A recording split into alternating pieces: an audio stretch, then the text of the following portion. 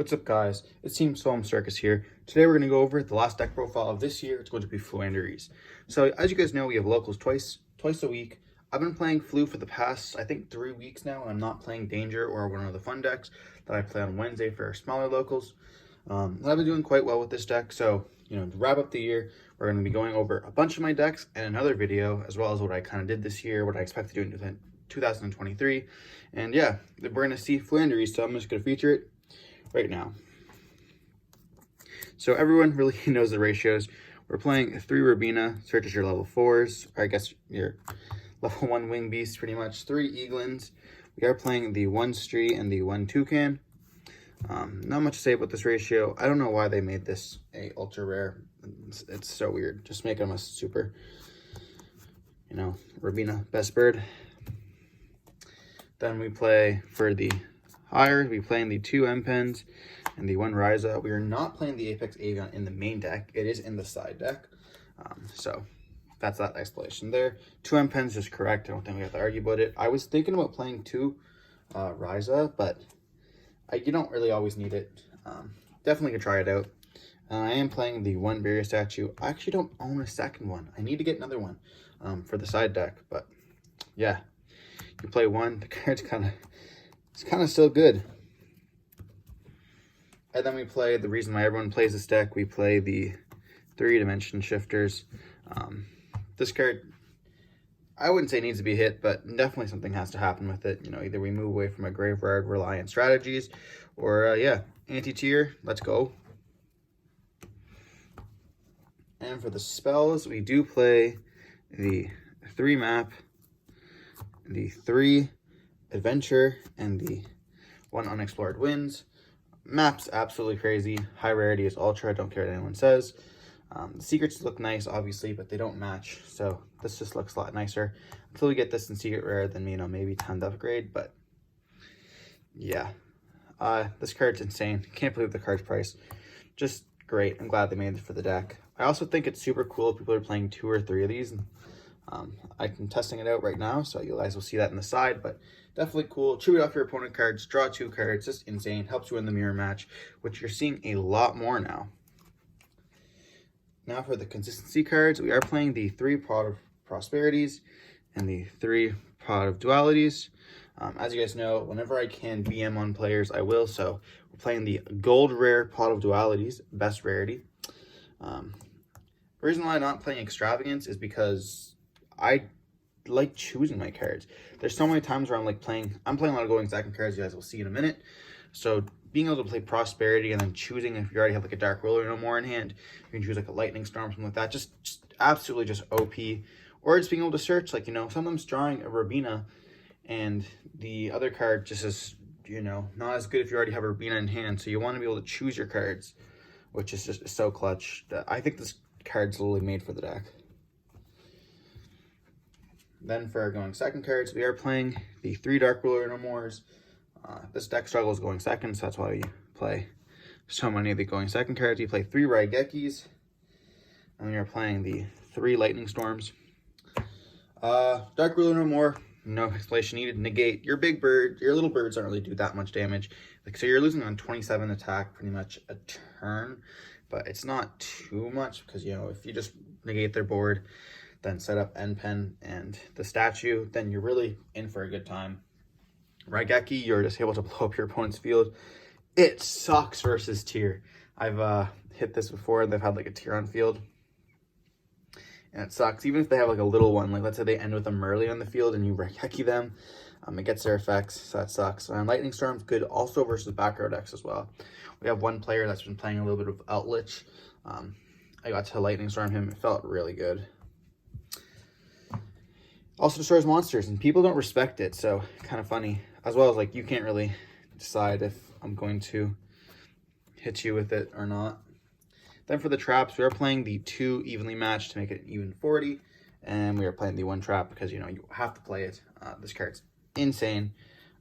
The second effect comes up as well, which is kind of cracked. Being able to put itself in the graveyard so you don't have to use Stree is also huge. I think this is super underrated versus Sprite right now. If you play against Sprite, you flip their board, all the level 2s. especially if they haven't gotten into a link monster, they're pretty much dead in the water if they already use starter. So I think you could put, instead of evenly matches, you could put the dimension fissures in if you'd like to. My problem is we don't have that much tier at our locals. We've had a lot of tier with a lot of players like me just moved away from it because it's just not fun. That's my personal opinion on it. I'm playing Flu now, so I can't really say that's more fun. But, you know, I like switching it up. I have lots of decks. I'm really enjoying Dark World, so you'll see that a lot more on the channel. But you could definitely play 2-dimension fissures. I just preferred playing a lot of going second cards. And now for the extra deck.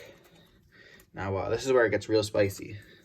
So we are playing the 2 Nightingale. You could absolutely cut this down to 1, but with the Kashira stuff coming out in the next set, you know, a lot of players might just leave Flu to play Kashira because they both kind of do the same-ish thing. They're both good shifter decks, I guess what you can say. They don't do the same thing, but they're both good shifter decks. Kashira, I feel like, is just so much better than Flu because you're able to lock zones and stuff like that. And depending if you know the meta, you can like choose what zones you want to lock. If you're playing against like a tier, it doesn't really do that much. If you're playing against Pendulum, lock one of those Pendulum scales, they're done. Then like you just lock, for example, Sprite, the middle zone, and then either one of the sides, and they're pretty much just out of the water. Elf doesn't really do anything at that point. You can't really like go into more extenders, and just it stops Elf from protecting. Then we are playing the 2 Downard. Not that it comes up, but you know, I'm playing 2 of every Zeus package here. That's what we're getting at.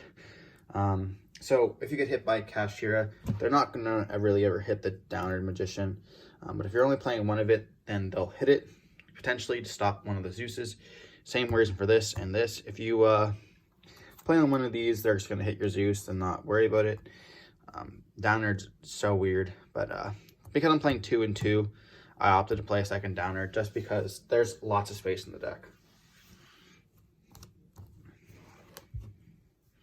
And then we play the Gustav Max and the Super Rare Drillnaught. This has come up once.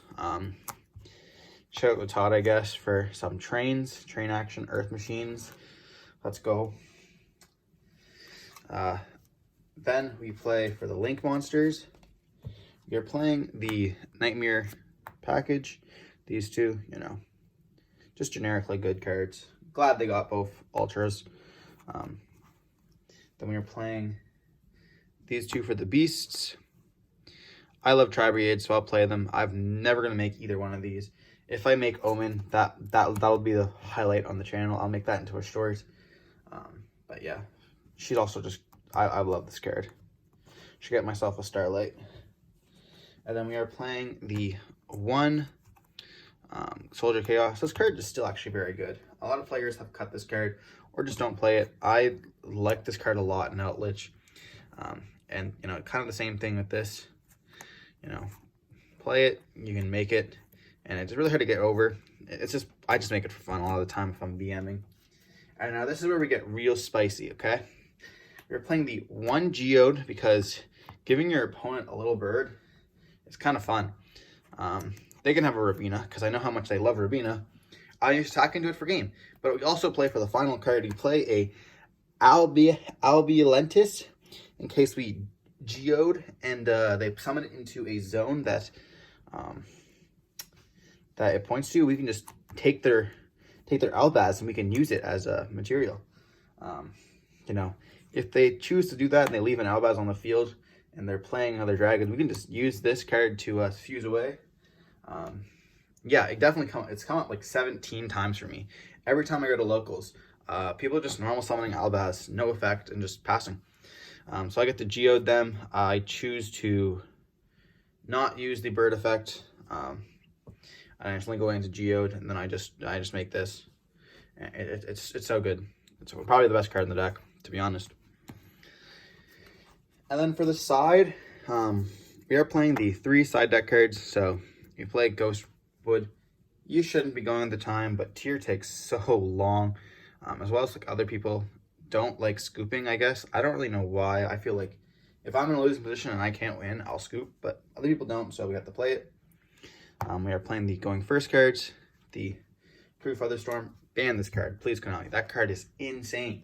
Every time you see like a wing beast win deck, for the rest of Konami's life now, they just have to think, oh, hey, this card, side deck, done. Then we are playing the 3 Dimension Fissure. Card's good, card's back at 3, so you don't need to play macro problems, you just need to play the D-Fissure. Then we are playing the 1 Apex Avion. We're not playing him in the main, so we're playing it in the side.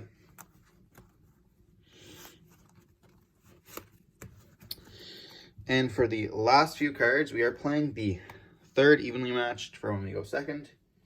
And then we are playing the 3 Cosmic Cyclones for these back row decks. Just kidding, this is for Scythe. You could 100% cut one of these and put in the second adventure, or the wind. But I can only find 1, so I'm testing out 2 rather than 3. It has come up actually in the mirror match.